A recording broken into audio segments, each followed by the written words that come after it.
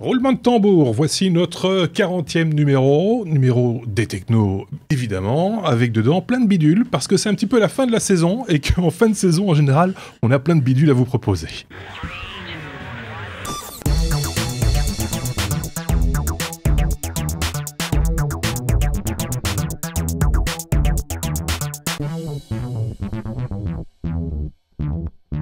Et pour parler de ces bidules et autres informations également, on a avec nous en studio, Xavier. Je cherchais le bouton. Bonjour à tous. Bonjour Xavier. On a également Benoît. Bonjour Benoît. Et puis on a aussi Marc, l'autre Marc. Salut. On va donc parler de tout ça ensemble. Avant ça, rapide coup d'œil sur le courrier des auditeurs, avec peut-être Benoît avant toute chose. Quelqu'un avait fait un commentaire par rapport à l'information que nous avions donnée au sujet de Kickstarter dans le numéro précédent, dans le numéro 39, à la 43e minute. C'est très très précis. Benoît, quel était le commentaire et quelle est notre réponse ? Donc, en gros, on a peut-être un tout petit peu pas été totalement clair, ou on a peut-être un petit peu cafouillé. J'ai répondu sur le YouTube, vous irez lire ça. Ouais. Ce sera plus simple, je pense. Et puis alors, il demande aussi pourquoi on dit Cocorico. Moi, je pense que ça vient de Peter Pan. Tu sais, le cri, la Cocorico qui fait tout le temps. Oui, c'était une question. C'est parce qu'il est français et qu'il se demande pourquoi nous, Belges, nous faisons aussi nous faisons des Cocorico. Peter Pan ou les Wallons. Le coq-wallon, peut-être. Le coq-wallon. Éventuellement. Autre commentaire, celui de XH, non, Xavier, peut-être. De Jean-Marc Poncelet. Ou de Jean-Marc Poncelet lui-même. Qui est le fondateur de Better Street. Ouais. Ça, tu peux peut-être nous l'expliquer, Xavier. Voilà, donc c'est Jean-Marc Poncelet qui est le fondateur de Better Street, que je connais, qui a réagi sur Facebook par rapport au sujet qu'on a traité.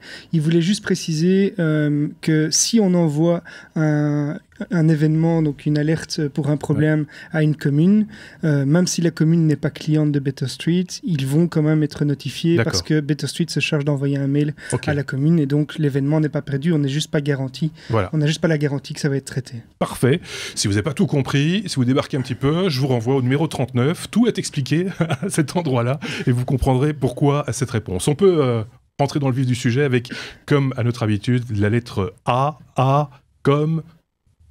Apple. Ah bah quand même. C'est la fin de la on soit Apple. Ouais, c'est ça. C'est le dernier numéro de la saison d'ailleurs pour toi, Marc. Après, c'est vacances, même si nous on poursuit derrière un petit peu. Marc, Apple Music rétribuera finalement les artistes pendant la période d'essai. C'est vrai que là il y avait un flou, on va dire artistique. Oui, alors le flou était relatif si on en croit Eddie Q, le VP d'Apple qui est en charge de Apple Music, dans le sens où il a déclaré a posteriori que mais non, de toute façon, on vous promet, on avait l'intention de les rétribuer, il fallait juste qu'on trouve le bon modèle, etc. Parce que, évidemment, les utilisateurs d'Apple Music auront droit à 3 mois d'essai gratuit et pendant ces mois-là, comme c'est gratuit, ils ne payent pas. Et donc, il y a une, on va dire, artiste qui s'appelle Taylor Swift, qui avait déjà fait parler d'elle avec Deezer et Spotify en gueulant à qui voulait l'entendre qu'elle retirait ses albums des deux plateformes parce que les deux plateformes acceptaient des inscriptions gratuites, et qui a remis le couvert ici avec le flou, comme tu viens de le dire, par rapport au paiement ou non, la rétribution ou non des artistes durant la période d'essai. Bon, apparemment, ça suffit. La demoiselle doit avoir suffisamment de poids dans le show business pour que Apple décide effectivement de shifter sa position et a annoncé officiellement que désormais, effectivement, les périodes d'essai ne joueraient pas sur la rétribution des artistes et ceux-ci seraient rétribués tout à fait normalement. Oh, ouais, tout à fait exact. Love, machin, etc. Oui, c'est ça. Pour être tout à fait exact, Taylor Swift, puisque c'est d'elle dont il s'agit, hein, si je ne dis pas de bêtises, a un peu de poids, comme tu le disais, mais c'était pas la seule à avoir écrit, s'être manifestée. Ce qu'il faut savoir également, ça je le lisais juste avant l'enregistrement de ce numéro, c'est qu'elle-même n'est pas toujours tout à fait droite dans ses pompes en ce qui concerne les droits, en particulier avec les photographes, paraît-il. Mais ça, c'est peut-être une autre histoire que nous ne développerons pas ici parce que ce n'est pas notre propos. Elle avait peut-être investi dans Tidal, elle voulait récupérer ses billes ailleurs, je sais pas. Peut-être. Ce qui m'a beaucoup fait rire, moi, c'est comme Swift, c'est le nouveau langage qu'Apple a lancé là, pour remplacer Objective-C. Il y a eu une série de gags disant « Ah, Apple 7 sur Swift, on revient sur Objective-C, c'est génial. » Excellent. Effectivement. Effectivement. On va passer on quitte déjà la lettre A, parce que pour l'instant, de ce côté-là, il ne se passe pas grand-chose. B, comme je vous le disais en introduction, bidule. Il y a un tout petit truc sur A, mais très vite. Rapide. Le jailbreak de iOS 8.3 est sorti. Ah ben voilà. ça, on voulait l'annoncer avant la période estivale. Hein, c'est fait. Il n'est pas encore 100% stable. Ils ont déjà fait 2-3 releases. D'accord. Et Cydia n'est pas encore totalement... Enfin, voilà. Il y a encore des petits trucs qui craquent aux entournures, mais si vous aviez l'intention de passer au 8.4 ou d'installer la bêta du 9, ne désespérez pas, le 8.3 est jailbreaké. Voilà. Ok, c'est bien noté. Donc je disais B comme, et je l'avais dit en introduction, bidule. On a quelques bidules à vous proposer. C'est Xavier qui ouvre le feu avec un bidule, ça s'appelle Batterizer, c'est ça? Voilà, donc c'est un petit bidule qui va intéresser ceux qui utilisent encore beaucoup de piles. Je m'adresse aux parents qui mettent des piles dans les jouets, ou les personnes qui ont des objets avec des piles pour des appareils en Bluetooth. Comme des lapins qui font cling, cling, cling. Exactement. Donc il y a une start-up de la Silicon Valley qui s'appelle Batteroo, qui a développé une petite coque en métal qui s'appelle donc Batterizer et qui est destinée à accueillir une petite pile jetable pour en récupérer l'énergie. Ouais. Donc ils sont partis de la constatation que la plupart des piles qu'on jette sont encore chargé à 80%. Et comment est-ce que ça s'explique? C'est que la plupart des appareils, principalement les appareils assez sophistiqués, considèrent que la pile est trop faible pour continuer à fonctionner dès que la puissance de la pile, donc la tension, diminue en dessous de 1,4 volts, sachant que la tension normale c'est 1,5 volts. D'accord. Et donc ils vont duper en fait l'appareil en prenant la tension correcte sur la pile, et ils prolongent ainsi la durée de vie de la pile ils multiplient la durée de vie de la pile par 8 en moyenne. Alors je ne sais pas si c'est vrai, mais moi ça m'a interpellé. Il y a un petit exemple où ils montrent sur le site que dans un clavier Bluetooth, ils ont 2 piles. Ils montrent que l'autonomie indiquée est de 13%, et en mettant leur outil, ça repasse à 100%. D'accord. Donc c'est quand même impressionnant. C'est un effet direct, donc il n'y a pas besoin de charger l'appareil, c'est réutilisable, et surtout ça ne coûterait que 2 €. Alors comme c'est un prix qui est très abordable, moi ce que j'apprécie aussi, c'est que le CEO a refusé toutes les offres de grandes sociétés comme Duracell ou Energizer qui s'inquiètent un petit peu de la part de business que ça va leur retirer, puisque les piles génèrent encore des milliards de dollars par an. Et donc voilà, je trouve que la démarche est sympa aussi de refuser ça pour commercialiser. Est-ce que tout ça a été baigné dans un bain d'obsolescence programmée ou voulue ou désirée de la part des fabricants de piles? Alors de ce que j'ai lu, la technologie n'est pas tout à fait nouvelle, mais ce qui est nouveau, c'est la façon dont ils ont implémenté le système pour que ce soit miniaturisé. Et donc, est-ce que les grands producteurs étaient capables de le faire déjà avant? Certainement. En tout cas, on a le droit de le penser. Mais voilà, maintenant c'est trop tard, c'est breveté. Et donc, voilà. Donc ils l'ont dans... Enfin, voilà. Mais ils l'ont dans le soir. Merci, au Marc. fond à gauche et puis à droite. je vois ça à la tête de Benoît dans son coq fait. Oui, enfin ça c'était peut-être pas utile. Non, c'est bien, parce que c'est vrai que quand tu enlèves la pile d'un appareil électronique, si tu la mets dans une lampe de poche ça fonctionne très très bien. Qui n'a pas ce fameux seuil où il a besoin d'un certain voltage, c'est vrai qu'elle peut encore éclairer un moment. Et puis il y a le voltage, mais il y a l'ampérage aussi. Pour utiliser mes piles. Mais je voulais juste, c'est très bien comme principe, mais je me dis à la limite, si pour acheter ça, pourquoi pas s'acheter un jeu de piles rechargeable, un petit chargeur. Batterie, et puis... Alors là, je vais réagir, parce que notamment je connais bien le sujet, parce qu'on utilise dans nos produits via ma société des piles alcalines, et nos appareils ont besoin d'une tension de 1,5 volts. Et donc, on ne peut pas utiliser des piles rechargeables avec tous les appareils. Il y a des appareils qui nécessitent une tension de 1,5 volts, et donc voilà. Et donc dès que c'est en dessous, là, ça fonctionne plus du tout. Donc il n'y a pas que l'autonomie, il y a aussi le fait de pouvoir fonctionner ou pas pour certains appareils. Il serait peut-être pas mal d'étudier vos appareils pour qu'ils fonctionnent à 1.3 par exemple. Tout à fait, mais on y travaille. Je n'osais pas le dire. Moi j'ai osé, je suis désolé. On va changer de sujet avec Marc. On va parler d'un objet improbable appelé June, c'est ça? Oui, June. Alors, si je commence... Bon, je vais peut-être commencer par vous décrire un peu la bébête. Si je vous dis que c'est animé par une puce Tegra K1 avec un quad-core à 2.3 GHz, que ça embarque un écran tactile de 5 pouces, que ça embarque une caméra Full HD, Oui. et que ça Bluetooth, Wi-Fi, et que ça a été une des personnes à l'origine du projet vient de chez Apple.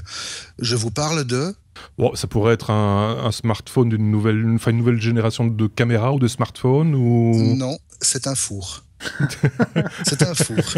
Le June Intelligent Oven, en fait, pour être exact, est un four haut de gamme, parce que bon, j'imagine. Mais il n'a pas l'air très grand, par contre. Il n'a pas l'air très grand, mais bon, il coûte quand même $1 500. Ah oui. On va d'office se fâcher avec les prix, mais effectivement, il n'a pas l'air très grand, il a l'air très banal quand on le regarde comme ça, et pourtant, c'est quand même un four qui est bardé de technologie. Bon, voilà, déjà, comme je vous l'ai dit, il a toutes les caractéristiques d'un smartphone ou d'une tablette haut de gamme. Il embarque des résistances en fibre de carbone. C'est un four à chaleur tournante dernière génération. Il est pourvu d'une sonde qu'on peut mettre dans les aliments pour vérifier leur température. Ouais. Il intègre une balance de cuisine. Jusque-là, rien de très spécial. C'est un beau four. Oui, voilà. C'est ça, ouais. Mais par contre, il est pairé avec une application, pour l'instant qui n'existe que sur iPhone, je pense, qui lui permet quand même de faire un nombre de choses assez sympas. Alors évidemment, programmer le four à l'avance pour qu'il démarre, pour qu'il s'arrête, etc. Récupérer des recettes et alimenter le four en instructions en fonction des recettes que vous faites. Tenir un tableau de statistiques, évidemment. Avoir une alerte par SMS ou par email quand le four a terminé son office. Et avec la caméra, vous pouvez voir en temps réel ce qui est en train de cuire. C'est ça que je vois. Je me demandais ce que je voyais dans l'écran à gauche. Ce sont des cookies. C'est en train de cuire, en fait. Eh ben, je trouve ça, je vais vous étonner. En général, les gadgets comme ça, je suis pas très friand, mais je trouve ça pas mal finalement, parce que pouvoir surveiller ses cookies depuis son canapé, qui ne l'a pas rêvé quelque part. Il faut que ça s'améliore un petit peu quand même, parce que là j'ai l'impression qu'on sait mettre 2 parts de pizza.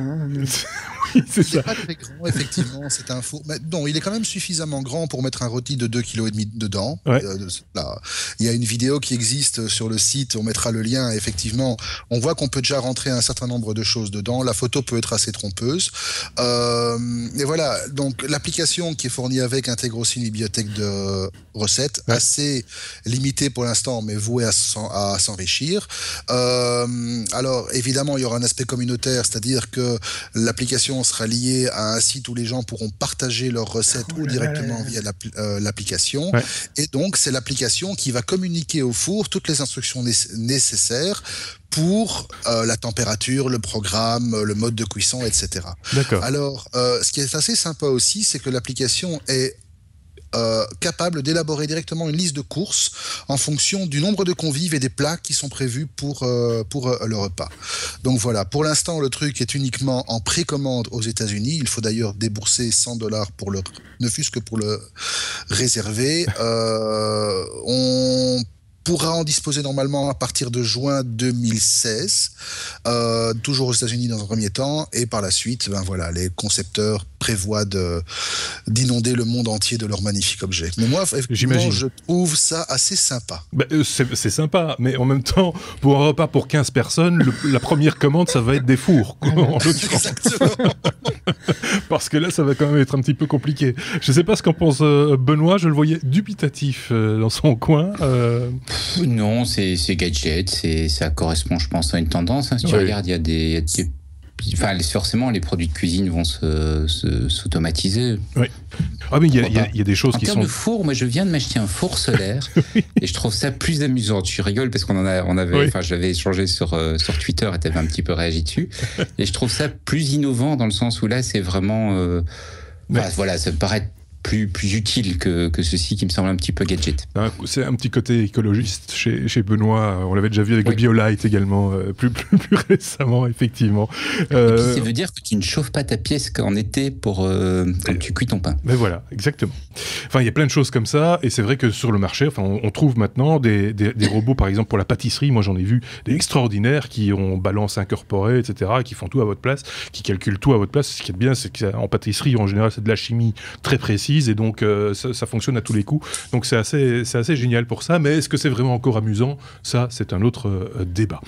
Tu voulais rajouter un truc? Moi, je m'inquiète quand même de voir toutes les photos qui vont arriver sur les réseaux sociaux, de tiens, je suis en train de préparer ça, plus que 5 minutes avant que mon bout de pizza soit prêt. Les self-cookies. par exemple. Ça peut être intéressant, effectivement. Je te laisse la parole, Xavier, pour parler de Silk. C'est une lampe qui imite le soleil. Il me semble qu'on avait déjà évoqué ce projet Kickstarter ici, mais c'est pas grave, c'est bien d'en reparler. Voilà, donc c'est un projet Kickstarter, effectivement. Donc on retrouve pas mal de projets innovants. Et ce que j'ai trouvé intéressant, c'est pas une grande info, mais c'est que la lampe, en fait, va s'adapter automatiquement pour essayer de reproduire la luminosité de la lumière du jour. Donc ils partent du principe que la température de la lumière change au cours de la journée, et donc le fait d'avoir une lampe toujours la même perturbe l'horloge interne, et donc ils ont fait une lampe qui joue sur la colorimétrie, en fait. Voilà. Je trouvais ça assez sympa. C'est un système qui est facile à installer puisqu'il faut juste mettre un gateway connecté au Wi-Fi, et ensuite il se base sur le maniement des interrupteurs pour changer la programmation de la lampe en quelque sorte. C'est abordable, je trouve, puisque pour des lampes à LED qui ont une durée de vie qui est quand même assez importante, on parle de $99 sur Kickstarter pour 3 ampoules et le gateway, et le prix final annoncé est de $129 pour le même kit. Seulement, c'est limité encore au marché US puisque le courant n'est pas le même. D'accord, c'est du 110 volts et chez nous c'est du 220, donc forcément ça peut poser problème au moment donné. Je trouvais que c'était sympa mais on attend ça avec impatience parce que c'est vrai que c'est un joli produit dont on parlera, on n'en parlera pas dans ces termes-là, on parlera pas spécifiquement de ce produit-là dans une série de hors-série, comme on a l'habitude de dire, durant tout cet été, puisqu'on va vous parler domotique avec notre nouveau spécialiste domotique Patrick, qui vient épauler Sébastien sur ces domaines-là, et c'est un des domaines que nous aborderons avec Patrick et Sébastien durant l'été. Quelqu'un voulait rajouter quelque chose? J'entendais non, ok. C'est parfait. On va passer la parole à Marc, peut-être, pour parler de quoi donc? J'ai perdu le fil, mais tu vas nous le dire. Ouais. Alors, c'est un truc pour lequel j'ai complètement craqué. D'abord parce que c'est fondamentalement inutile, mais que c'est c'est presque une allégorie de la zénitude dans le monde de la communication. Je m'explique. Donc en fait, qu'est-ce qui nous dérange à longueur de temps ? Nous sommes connectés de partout. Nous avons des smartphones, des tablettes, des PC, pour certains des montres. Nous sommes en permanence interrompus par des notifications. Et ces notifications, à la fin de la journée, on en a accumulé des centaines. Les nôtres et celles des autres aussi. Les nôtres et celles des autres. Et elles ont tendance, franchement, à nous pourrir un peu la vie. Exact. Alors, on peut évidemment avoir une montre, on vibre, on n'a pas besoin de regarder tout le temps son smartphone, mais soit. Ça envahit nos vies. Et donc, les designers d'une boîte qui s'appelle IDEO ont eu l'idée de présenter un petit objet totalement improbable, qui est couplé à une application, encore une fois, et le truc s'appelle Notifly. Alors Notifly, ça se matérialise sous la forme d'une petite boule, d'un petit objet en forme d'œuf, que vous déposez sur votre bureau, c'est même tout à fait esthétique, et vous le pairez avec votre smartphone, votre tablette ou tout ce qui vous balance des notifications, et chaque fois que vous recevez une notification, ça libère une bulle de savon. C'est tout mignon. Vous avez une petite bulle de savon qui sort et qui s'envole. Vous savez que vous avez reçu quelque chose. Alors pour l'instant, c'est assez limité parce que toutes les bulles de savon se ressemblent, mais il prévoit de toute façon déjà d'améliorer le système en jouant sur la couleur de la bulle, la taille de la bulle, etc. Donc une grosse bulle bleue, ça pourrait être une notification sur Facebook. Une petite bulle jaune, ça pourrait être un email. Voilà. Je trouve le truc totalement poétique. Ah oui, c'est joli. Le truc totalement décalé, et j'ai vraiment craqué parce que ça apporte une dose de poésie dans un truc qui se technologise de plus en plus. Bon, ça va sans doute gêner le personnel d'entretien qui vont se trouver des ronds sur les tables un petit peu partout. Moi, j'allais dire sur les écrans de PC. Ou sur les écrans de PC, effectivement. Donc ça ne va peut-être pas plaire à tout le monde. Il va falloir réapprovisionner en savon aussi régulièrement. Et puis après, sans doute en colorant pour pouvoir nous signifier que c'est une notification tantôt Twitter, tantôt YouTube, tantôt un mail, qui sait. Voilà. Je sais pas ce qu'en pense Benoît. Je le voyais. Rien. Ça t'amuserait pas, toi, d'avoir des bulles au bureau? Non, je veux dire que non. mais pourquoi pas, hein, c'est bien de découvrir que Marc est poète. Il n'est jamais trop tard pour découvrir que Marc est poète. Mais ouais, j'imagine le type qui est concentré devant son ordinateur, qui va passer une bulle. Oh, c'est encore un mail. Ou alors pour notifier que ta pizza est prête dans le Joule. Oui, par exemple. Et là, en plus, on pourrait pousser vraiment la perfection jusqu'à avoir une bulle qui, lorsqu'elle éclate, libère un arôme de pizza. Comme ça, tu sais que ta pizza est prête. Effectivement, on tient peut-être une idée. Notons-la. Nous voilà. Oui, c'est ça. ça. Notons cette idée quelque part. Allez, on quitte le monde des bisounours et des bulles. On quitte la lettre B également pour s'attaquer à la lettre C. C'est comme Cameo, et je repasse la parole à Benoît. Vimeo annonce la nouvelle version de Cameo. Il faut peut-être juste repréciser ce qu'est Cameo, Benoît. Alors Cameo, c'est une application d'édition de vidéos pour iPhone. Et le principe, c'est que sur l'écran, même s'il n'est pas très grand, on arrive à éditer correctement une vidéo. Donc on peut composer une série de séquences, les organiser sur une timeline, décider de couper pour enlever la partie du début, garder la partie qui est bonne, etc. Titrer avec une logique de thème. C'est bien fait, ça permet de faire rapidement, facilement une chouette édition de vidéo. Et donc Vimeo, qui est le système d'hébergement de vidéos un petit peu haut de gamme quelque part, c'est comme un YouTube mais un petit peu plus select, déjà c'est payant, a racheté Cameo il n'y a pas très longtemps parce qu'ils se sont dit Cameo ça ressemble à Vimeo, donc hop, c'est la justification officielle, le nom ressemble, donc on s'est dit qu'on allait racheter la société, et ils viennent de sortir la version 2, donc qui est du coup bien intégrée dans Vimeo, donc on peut directement, une fois qu'on a fini son montage, envoyer sa vidéo, et la partager avec toute la communauté Vimeo. Ils ont aussi rajouté des choses comme des bandes sonores gratuites, donc c'est chouette, c'est une chouette petite appli pour, sur son iPhone, éditer les vidéos.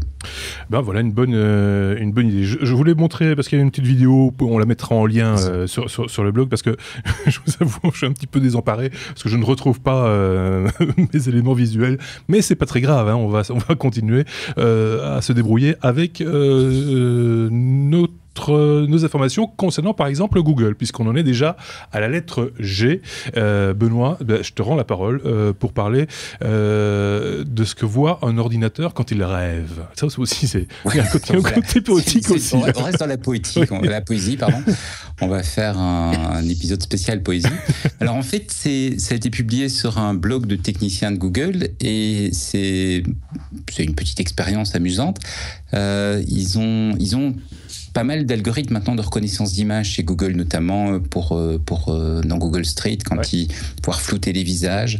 Donc il faut évidemment d'abord avoir reconnu le fait que c'est un visage, reconnu que c'est une plaque de voiture, et puis pour faciliter la recherche, parce que maintenant leur système de recherche quand on tape un mot-clé, va retrouver des images. Donc ils ont pas mal de logiques de reconnaissance d'images, et ils le font avec un système qu'on appelle des réseaux neuronaux. C'est des logiciels qu'on doit entraîner. Donc on leur donne des images, on leur donne beaucoup d'images, par exemple d'un poisson, donc un gros poisson, un petit poisson, un poisson rouge, un poisson jaune, un requin, enfin bref. Ouais. Et le logiciel apprend petit à petit à reconnaître du coup les bonnes images.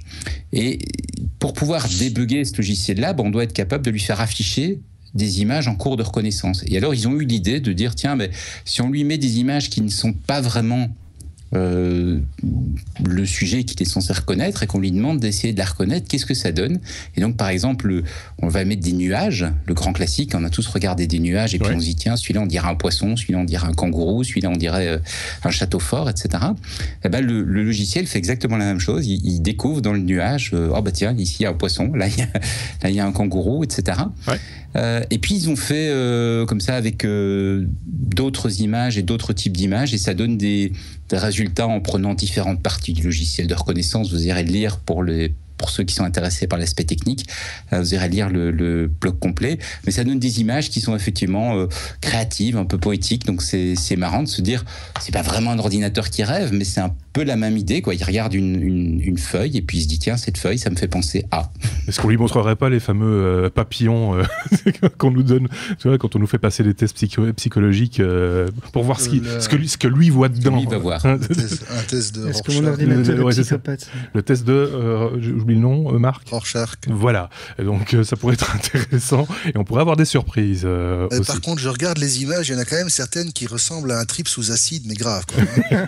Oui, c'est vrai. Poétique, Marc. Oui, c'est de la poésie, mais ça c'est de la poésie sous acide. Et tu viens d'avouer à tout le monde que tu prenais de l'acide. Oui, c'est ça. Le truc, c'est que en plus, moi, ça m'a fait penser à de la peinture à l'eau, mais sur lequel beaucoup de savon serait tombé. On ne sait pas très bien pour quelle raison.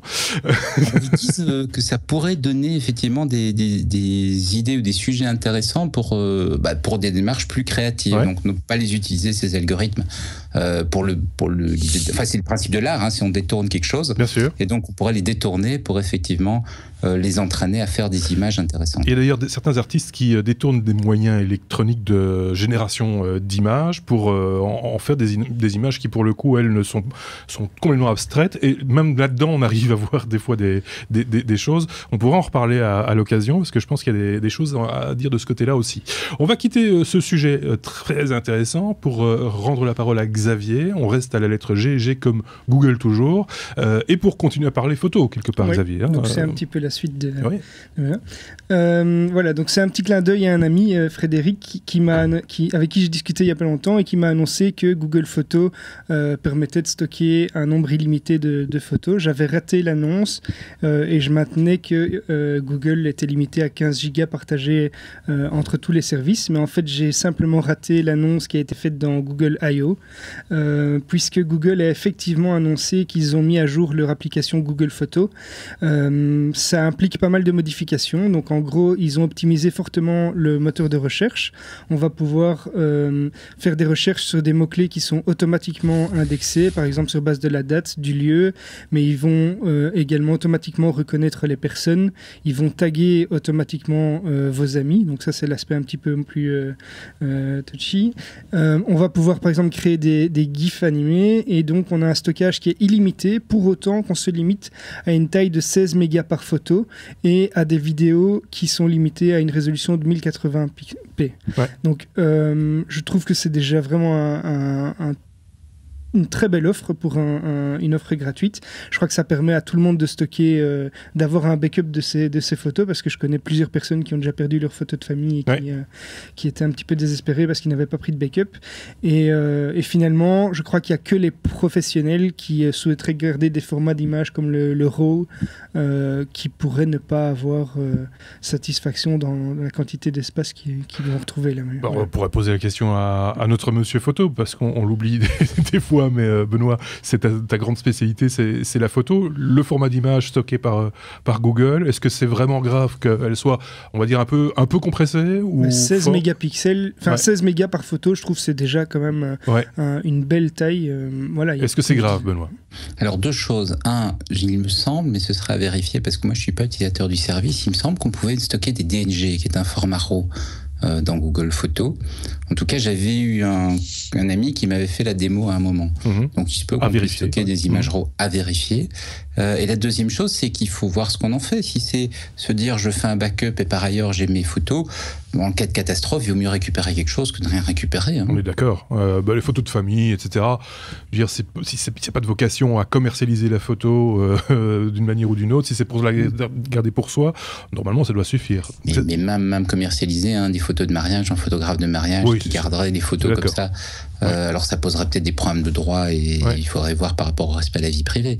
Mais si jamais il avait une catastrophe et que ses clients viennent en disant on a aussi une catastrophe, on a aussi perdu les photos, il faut mieux qu'ils puissent quand même récupérer quelque chose que rien du tout. On est bien d'accord. Il faut se donner des niveaux. Il ne faut pas toujours vouloir le meilleur, ou le maximum ou l'inatteignable. Il faut parfois se dire je prends un niveau raisonnable. Tout à fait. Xavier? Oui, je veux juste me corriger. Je me rends compte que j'ai dit que c'était 16 mégas par photo, mais en fait c'est 16 mégapixels. Donc c'est pas la taille du fichier, c'est la résolution. Donc ça, voilà, donc on est tranquille de ce côté-là. Voilà, bonne nouvelle. Je serais tenté de dire. Moi je trouve que c'est une excellente nouvelle, en tout cas pour les utilisateurs de Google en général. On va quitter cette lettre G, peut-être pas avant d'avoir donné la parole à Marc.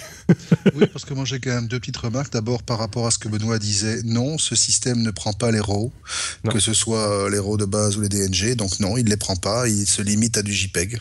Première chose. Google+, lui par contre, prend du RAW si on veut lui en mettre, donc là ça marchera. La deuxième chose que j'ai envie de dire par rapport à ça, et bon, la nouvelle n'est pas totalement récente, c'est pour ça qu'on avait déjà vu des réactions qui allaient dans ce sens, c'est très bien, mais à partir du moment où tout le monde commence à mettre toutes ces photos sur les serveurs de Google, que devient un peu la propriété de ces photos? On sait que Google a l'habitude de se servir sans vergogne dans le matériel qu'on lui fournit. Alors si en plus on le fait gratuitement, on retourne un peu sur le vieil adage, si vous ne payez pas pour le service, c'est que vous êtes le service, ou vous ne payez pas pour le produit, vous êtes le produit. Donc, quelque part, si Google a réussi ce tour de force, de se faire fournir des centaines de millions de photos gratos pour pouvoir alimenter ces serveurs qui font de la reconnaissance d'image, de la reconnaissance de contexte, et tout ça pour pas un bal, Oui. Je voudrais rajouter un truc rapidement parce que je l'ai vécu moi personnellement aujourd'hui et je pense que je suis pas le seul utilisateur des services de Google à avoir eu la notification de vérifier votre profil et votre profil de sécurité, etc. dans lequel il est clairement indiqué à un endroit, il y a une case à cocher ou à décocher, ça dépend, de savoir si on était d'accord pour que nos photographies, nos images, celles qu'on a stockées sur les services de Google soient utilisées comme support à de la publicité ou de la promotion de la part de Google. Donc c'est qu'il y a une réelle intention de se servir de notre patrimoine photographique entre guillemets. Bon, évidemment, libre à vous de cocher ou de décocher la case, hein, c'est une autre question, mais c'est que c'est quand même... Combien de personnes iront la décocher? C'est ça, et c'est que c'est quand même réfléchi, c'est pensé, comme il dit Xavier. Mais je crois que c'est effectivement leur intention est d'utiliser ces images. Maintenant, on sait tout ce qui fonctionne aussi sur base de revenus publicitaires, mais je crois que contrairement à pas mal d'autres services, on a la possibilité de conserver l'exclusivité de la photo, de l'utilisation de la photo. Mais il faut. C'est faisable. Donc je trouve, il faut y faire attention, mais on peut rester maître de. Comme disait Marc, qui va y penser, qui va aller jusque là, parce que c'est toujours très rébarbatif d'aller cocher des cases à gauche et à droite et de lire les textes qui sont pas toujours très accessibles. Enfin ici c'était bien fait, il faut le reconnaître. Mais bref, on a eu le même type de débat, rappelez-vous, avec Facebook et aussi les photos d'ailleurs, si je me rappelle bien, et Instagram pareil. Donc voilà, c'est récurrent. Le seul conseil qu'on pourrait donner à tout le monde, c'est de bien lire ces spécificités-là, ces textes-là, parce que ce serait dommage de retrouver vos enfants sur une publicité pour un produit qu'en plus vous ne validez pas et pour lequel vous n'avez aucun bénéfice. Donc voilà. On passe à la lettre H, on peut maintenant ou non, pas encore. Marc a encore un truc à dire.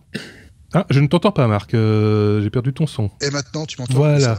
Donc, je disais, toute dernière remarque, pour ceux qui voudraient quand même utiliser l'espace de stockage de Google pour y stocker leurs RAW et pouvoir les réutiliser après n'importe où, je rappelle qu'il existe un produit comme Pix.io qui permet de se linker sur Google Drive où vous hébergez vos photos RAW et vous pouvez les récupérer et en faire ce que vous voulez après. Donc, des alternatives existent, bien entendu, et c'est bien aussi de le rappeler.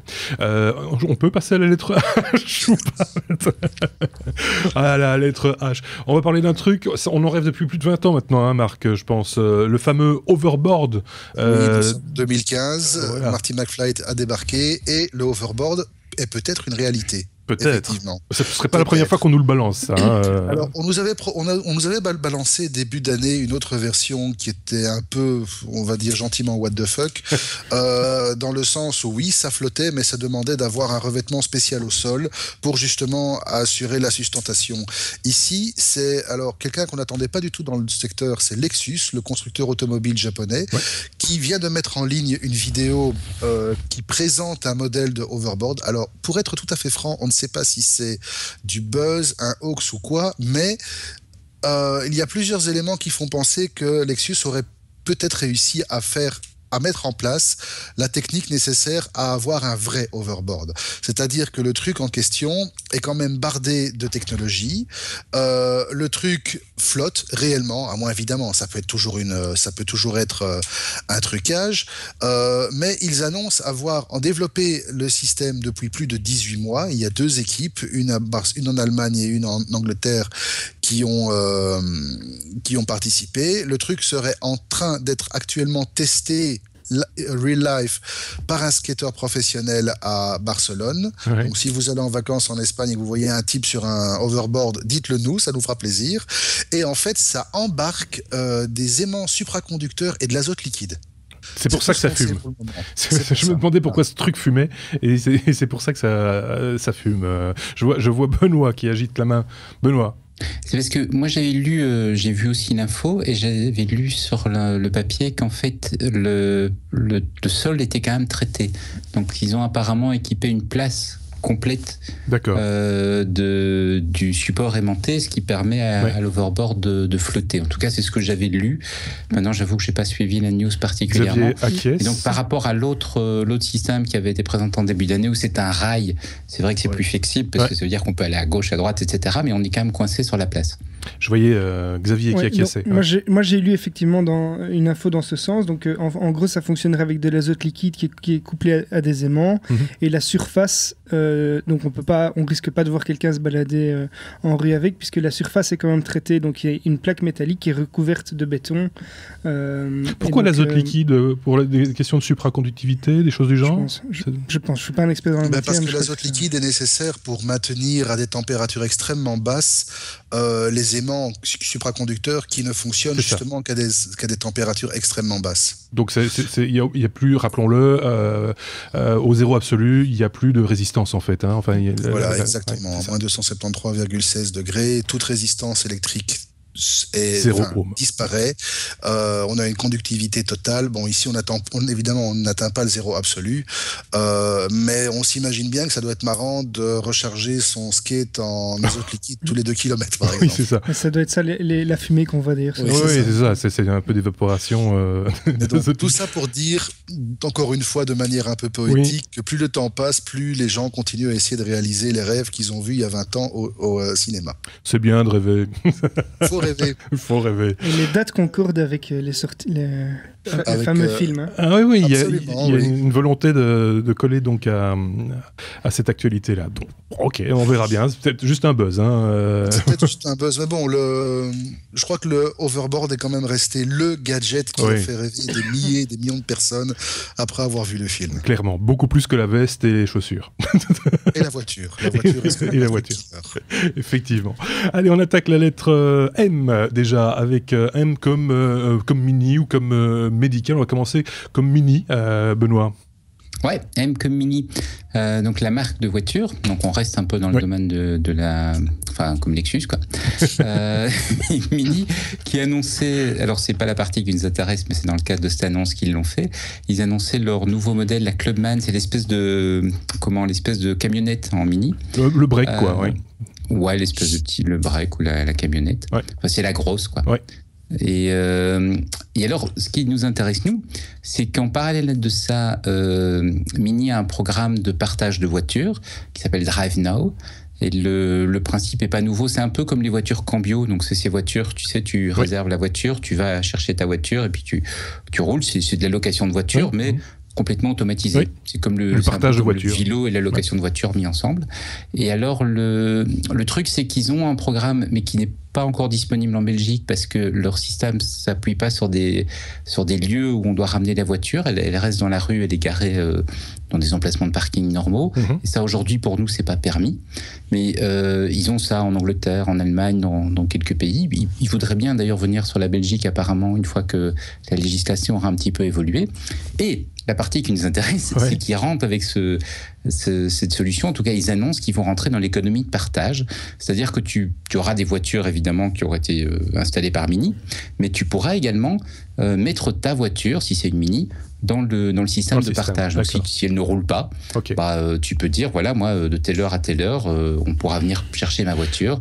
Et le type qui a besoin d'une voiture, sur son application, il va peut-être voir ta voiture et il va la prendre. Si je comprends bien, par rapport au système Cambio dont tu prenais l'exemple, c'est que ici la voiture, elle peut être stationnée n'importe où et que c'est l'application mobile, on l'imagine, qui va localiser et vous dire, bon, toi, tu cherches une voiture, tu as besoin d'une voiture pour aller faire tes courses, il va te dire, voilà, la voiture la plus proche, elle est là. Voilà, exactement. Ça, c'est le système Drive Now qu'ils ont déjà déployé dans certains pays. Donc c'est comme Cambio, sauf que, comme tu l'as expliqué, ça t'indique la voiture entre guillemets la plus proche. Et le côté qui rajoute, c'est le côté partage. Donc c'est un petit peu l'idée de beurre quelque part, c'est-à-dire que chacun vient apporter quelque chose et espère en tirer un petit peu de bénéfice. Et donc là, tu vas pouvoir rentrer ta propre voiture dans leur programme. Bon, si vous tenez à votre voiture, attendez un peu. Je serais tenté de dire, on va pas se fâcher non plus tout de suite suite directement avec toute la profession. Mais bon, c'est une bonne idée. Je trouve ça vraiment... c'est vers ça qu'il faut aller, évidemment. Tant qu'on n'aura pas réglé le problème du prix de stationnement dans nos rues à Bruxelles, etc., ou même à Paris, ça posera quand même un certain souci. On l'a dit, il faut des endroits localisés pour l'instant. C'est comme ça que ça se passe sous nos latitudes. J'avais dit M comme mini, mais M aussi comme médical, puisque nous en sommes à la lettre M, et M comme, comme marque, pour parler d'un patch, un patch médical. Un patch médical, le Sano. C'est en fait un patch connecté qui est proposé par une start-up, enfin c'est encore à l'état de prototype pour être tout à fait honnête. La start-up qui s'appelle Sano aussi vient de lever quand même la bagatelle de 10 millions de dollars auprès de petites sociétés d'investissement aussi négligeables que Intel Capital ou Floodgate, qui sont quand même deux grosses références dans le marché des venture capitalistes. Et donc Sano a pour but de développer un petit senseur, un petit patch connecté que vous allez poser sur votre peau. Alors, ça se destine principalement aux patients qui souffrent de diabète. Ça va être un patch qui va fonctionner par contact. Donc, l'appareil va pouvoir mesurer directement le taux de glucose dans le sang, sans avoir besoin d'opérer une piqûre, donc ça va se faire simplement par microcapillarité, et d'injecter, si nécessaire, des microdoses d'insuline directement dans le sang, de nouveau sans piqûre.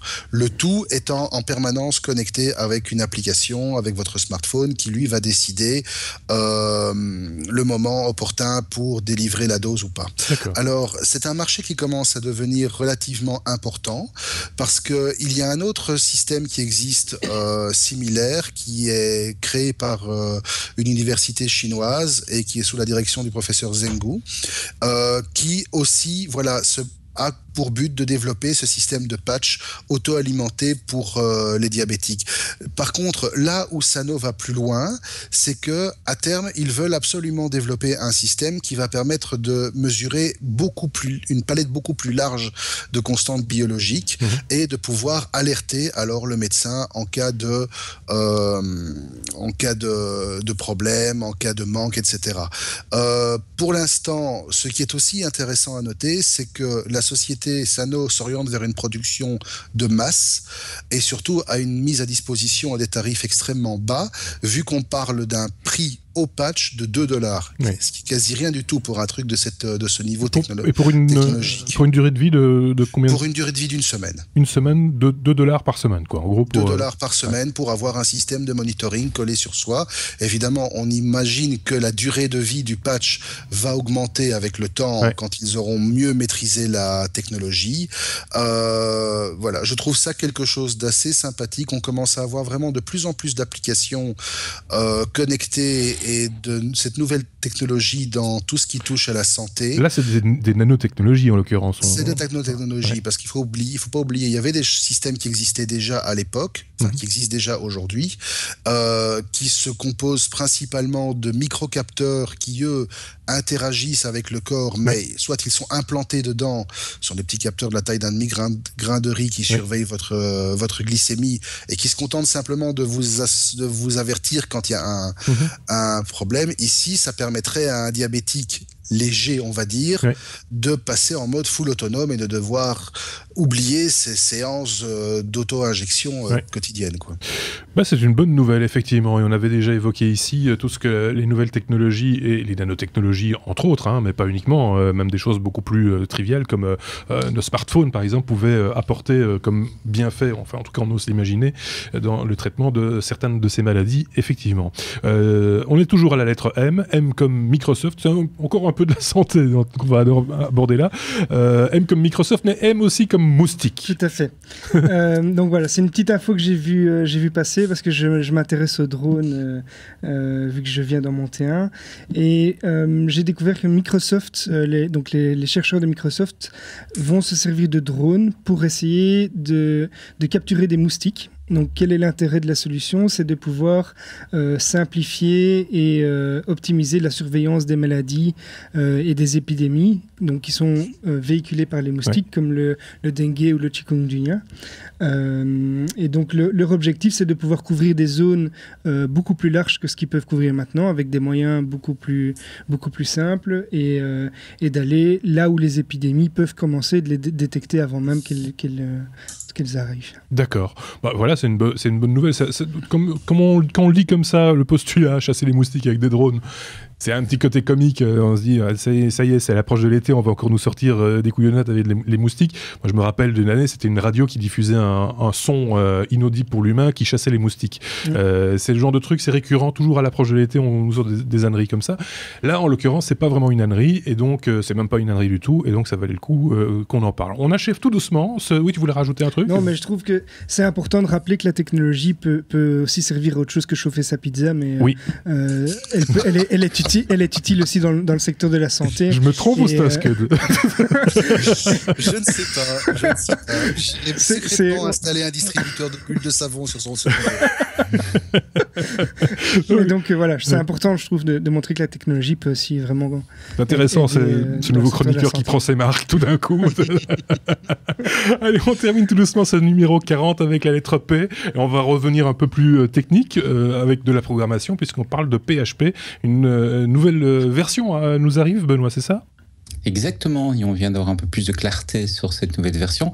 Donc PHP, c'est le P dans LAMP. LAMP, c'est l'acronyme du Linux Apache MySQL PHP, qui est un peu la plateforme d'hébergement classique pour pas mal de solutions. C'est notamment sur LAMP qu'on font tourner WordPress, Magento, donc des systèmes qui sont assez bien utilisés.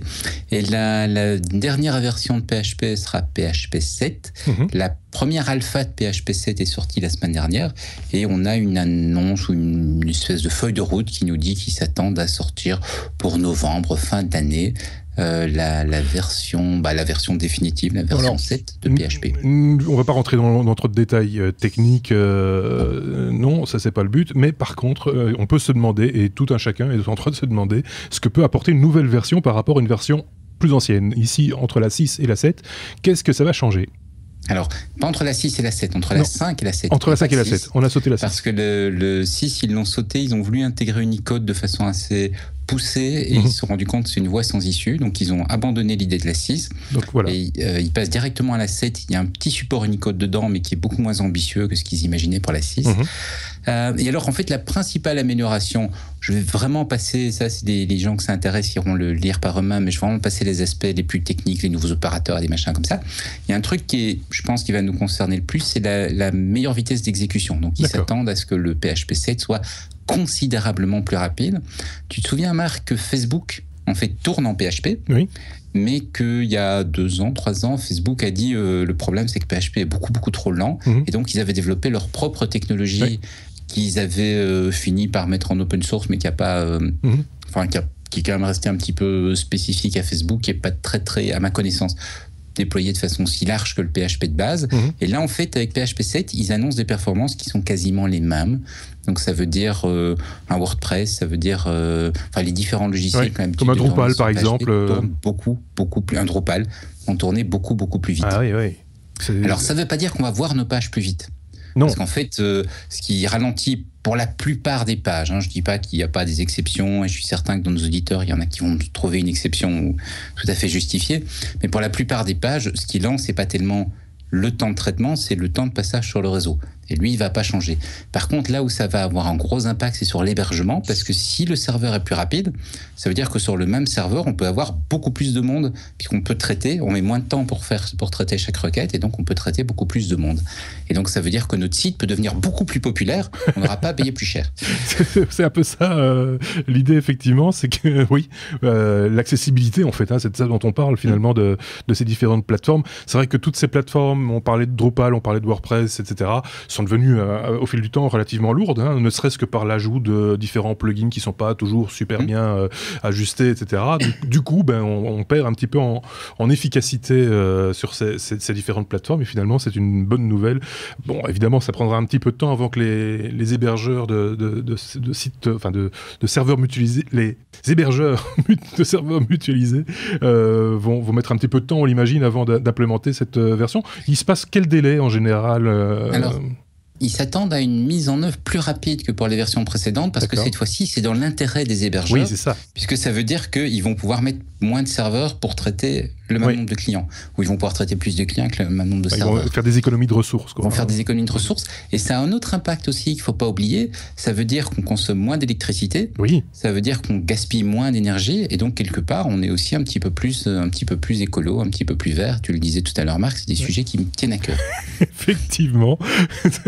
Voilà, je pense que tout est dit à ce niveau. On a fait le tour de la question. Quelqu'un avait quelque chose à rajouter? Xavier, peut-être Non, mais effectivement, je vois de plus en plus des tendances pour coder vert, comme on dit. Donc, c'est optimiser son code pour réduire l'impact qu'on a, réduire l'empreinte écologique. Et c'est vrai que même au niveau d'un code, on peut avoir un impact. Il y a eu des tentatives, mais je pense qu'elles ont été un petit peu avortées, de labels verts dans les développements et chez certains hébergeurs qui disaient, nous, on utilise de l'énergie verte déjà, l'électricité issue de moyens écologiques, entre guillemets.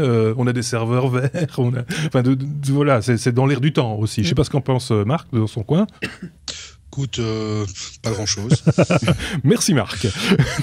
Pour moi, ça reste, le code est vert, ça reste encore jusqu'à preuve de contraire et jusqu'à preuve qu'on nous donne des éléments quantifiables sur une durée suffisamment grande que pour le quantifier de manière sérieuse. Oui, bien sûr. Ça me paraît plus de l'argument marketing qu'autre chose. C'est éprouvé quand même. Je me rappelle que Google avait publié des chiffres sur un data center, la consommation d'énergie à partir du moment où vous avez fait certaines mises à jour dans certaines applications, qu'ils avaient clairement constaté que l'économie elle était factuelle, quoi. C'était réel. Donc c'est pas à prendre vraiment en dérision. Il y a vraiment un intérêt là-dedans. Bon, je pense qu'on a bien fait le tour de la question. Vous avez remarqué que l'actualité, ça lège un petit peu en ce mois de juin. C'est comme ça chaque année, on le remarque.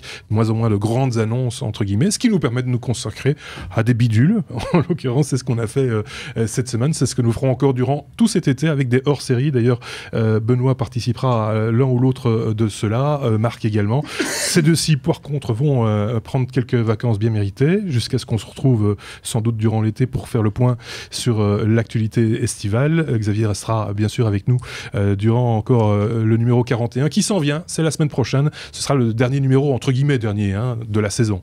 Passez une très très bonne semaine, passez de bonnes vacances, à très bientôt. Au revoir.